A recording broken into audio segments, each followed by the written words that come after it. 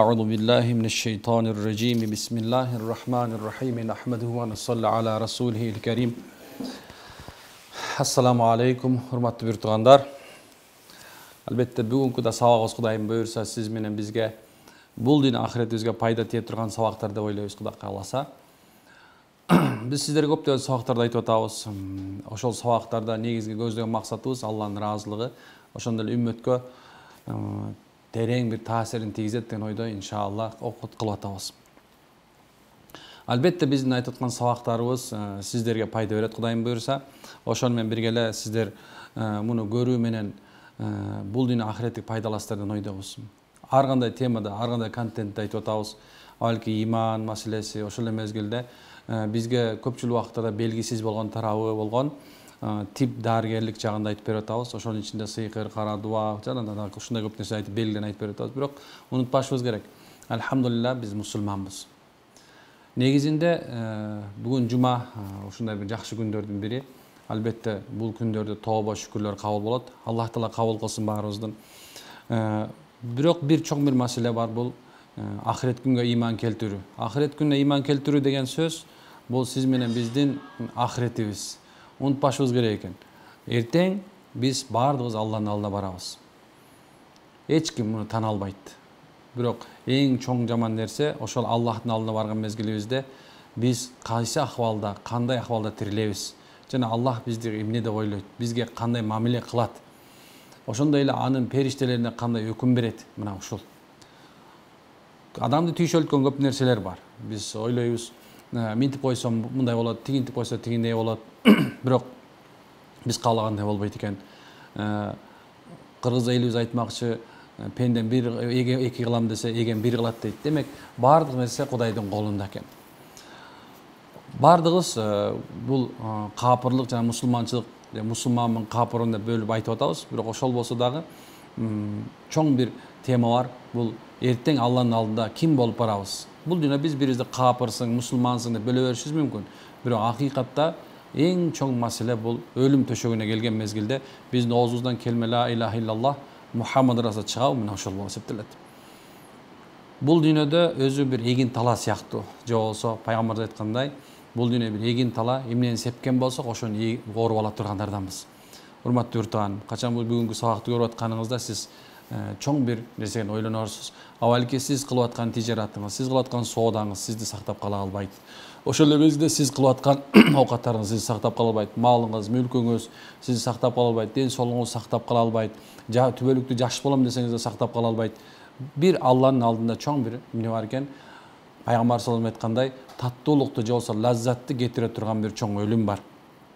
Биз өлүмгө иман келтиргенбиз. Анткени себеп баардыгыбыз билебиз, дайыма айтабыз, шум ажал, ак ажал. Ошол мезгилде субханалла сиз менен биз Кудай тааланын алдына сөзсүз барарыбызды түшүнүп билебиз. Бирок ушунча бир пенде экенбиз, дайым такай унутуп турат экенбиз, кандай болот, эмне болот дебестен биз баягы бул дүйнөнүн даамын бал сыяктуу татып алган сыяктуу себептүү биз көп убактарда унутуп калып, же болсо өз алсыздык экенибизди билгизип атабыз. Ислам акыйдасында бул өлүм маселеси жөнүндө эч нерсе талаш жок. Анткени себеп өлүмдөн кийин баардык нерсе чыныгы жашоого өтүп баштайт. Ошол себептен биз да буга токтололу. Өлүм бул момундун Алла тааланын алдына баруусу. Өлүм бул момундун Алла тааланын алдына баруусу. Демек, сиз менен биз ушуну ойлошубуз керек. Өлдүм болду эмес экен. Өлгөндөн кийин кайра жашоо бар жана андан кийинки чоң бир иш аракеттер башталат. Бул дүйнөнүн азап тозоогунан кутулам деп, же болсо бул дүйнөнүн бир кандай бир оорчулугунан өзүн кутултам деп өзүн өлүштүн кереги деле жок нерсе. Анткени себеп кандай болгондо дагы биз Кудайдын алдына бара турганыбыз, бул өлүм, бул баш жашоонун башталышы.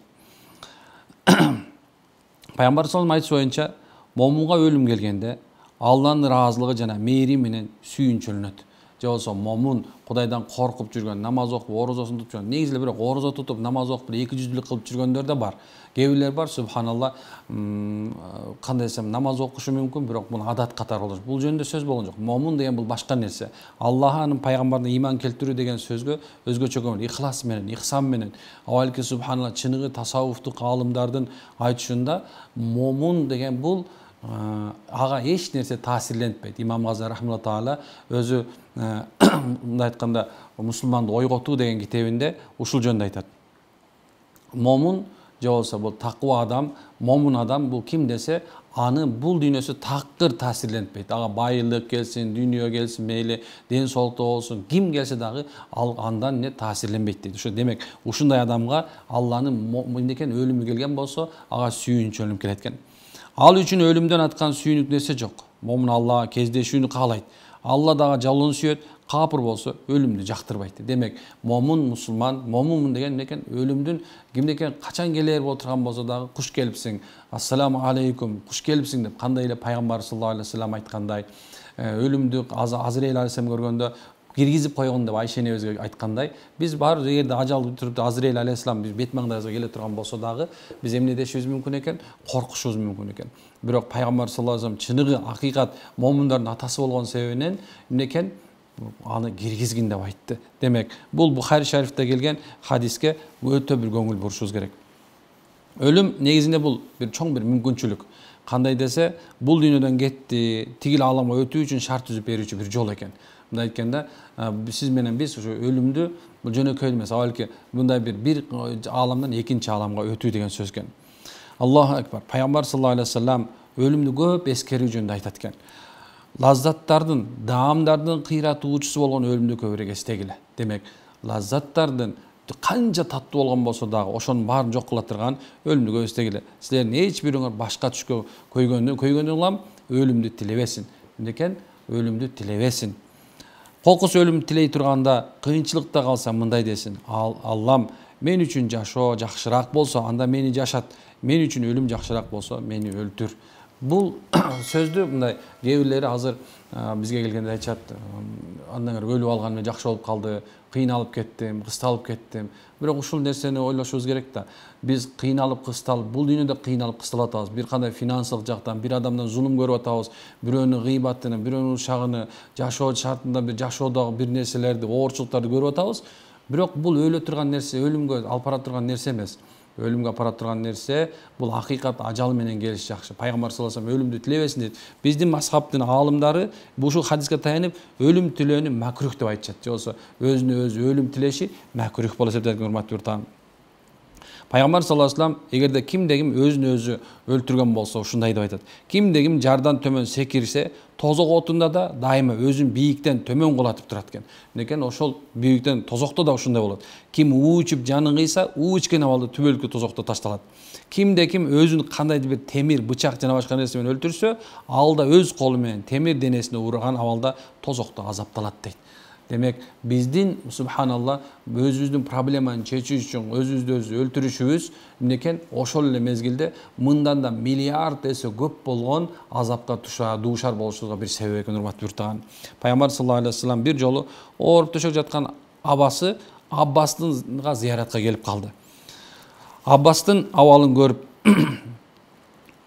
анын өлүм тилегенин көрүп: "Абаке, өлүм тилебе. Анткен сен жакшылардан болсоң, жашасаң, соогунун үстүнө сооп кошосуң. Бул сен үчүн жакшы. Эгер күнөөкөр болсоң, өлүмдү кечигишиң менен кечирилүү сурайсың.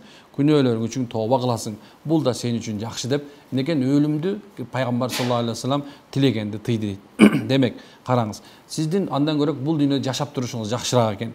Эмне үчүн дегенде, бул дүйнөдө жашап тура турган болсо, сообуңуз болсо, дагы сооп тарттырышыңыз мүмкүн экен. Алымдар айтчу боюнча, мынекен кээ бир адамдар амалы менен жетпеген нерсеге ниети менен жетет. Балки ниетиңиз чоң боло турган болсо, ниетиңиз кенен боло турган болсо, сөзсүз иншалла өлүмдү тилеп өлгөндөн көрө эмнекен көбүрөөк сооп табасыз. Эгер күнөөкөр болгон болсоңуз, Аллахым сизге тооба кылганга мүмкүнчүлүк берет экен, машалла. Эми биз ушундай түшүнүшүбүз керек экен. Бул дүйнө Алла тарабынан берилген чоң бир белек. Сиз жөн эле бул дүйнөгө келген жоксуз. Жөндөн жөн эле бул дүйнөдө жашап аткан жоксуз. Албетте Алла Таала сизди кандай бир вазифа менен жерге жөнөттү. Сиз вазифа менен жаратылдыңыз. Антпесе сиздин атаңыздай жана энеңиздей кубаттуу, күчтүү канчадан эркек менен аял жүрөт, бирок балалы боло алышпайт. Ошол эле мезгилде субханалла канча деген адамдар жүрөт, арманда жүрөт. Бирок карасаңыз, сизди Алла Таала бул дүйнөгө бир ата бир энеден жаратып, сиздин бул дүйнөгө келишиңизге себеп болду. Караңыз. Демек, сиз кимсиз десе, альхамдулилля мусулмансыз. Жана сиздин улуу бир сапарыңыз бар. Ошол сапарга Алла Таала өзү чакырган мезгилде, ошол мезгилде сиз менен биздин рызкыбыз жазылган бүткөн мезгилде кеткенибиз, мынекен Алланын бир рахматы, же болбосо бир чоң бир мүмкүнчүлүк, эртең күндө Алланын алдына барган жооп бергенде жеңилдик деген сөз экен. Мына эми биз бул дүйнөгө келгенибизде Алла Таала биздин пешенебизге 4 нерсени жазып койгонун унутпашыбыз керек. Ошол 4 нерсе болмойун эч качан биз бул дүйнөгө кетпейбиз. Биринчиси биздин некен рызкыбыз жазылган. Рызкыбыз пешенебизге жазылган. Бул нерсе сөзсүз болот. Рызкыбыз эмне жазылган болсо ошол нерсени көрөсүз, ошол нерсенин акыркы тамчысы кетмейин, эч качан өлбөйсүз. Анан ажалихи дейт, инсандын ажалы жазылган. Анан шакийун ва саидун дейт, мындай айтканда бактысыздыгы жана бактылуулугу да жазылган. Мына ушул 4 нерсени жазып туруп, периште мынекен "Я Алла, сени өкмөт аткардым" деп сиз менен биздин денебизден чыгып кеткен. Унутпашыңыз керек. Алхамдулилла, Аллахым бардыгыбызга береке берсин. Ушул сабакта сиз ала турган ушул сабактан ала турган пайдаңыз кандай болду десе, унутпаңыз. Демек, өлүм акыйкат экен. Өлүмгө субхана өзүңүздүн Алла Таала жазган тартипте Алла Тааланын насиби менен барганыңыз жакшы экен. Өзүңүз жаныңызды кыйган жакшы эмес экен. Ошол эле мезгилде бул дүйнөдө сиз эмнеге жаратылдыңыз? Эң бир жакшы иштерди жаратууга, эң бир жакшы иштерди кылууга жана бул дүйнөнүн ийгиликтерине жетиши жаратканыңызды унутпаңыз. Ассаламу алейкум ва рахматуллахи ва баракатуху.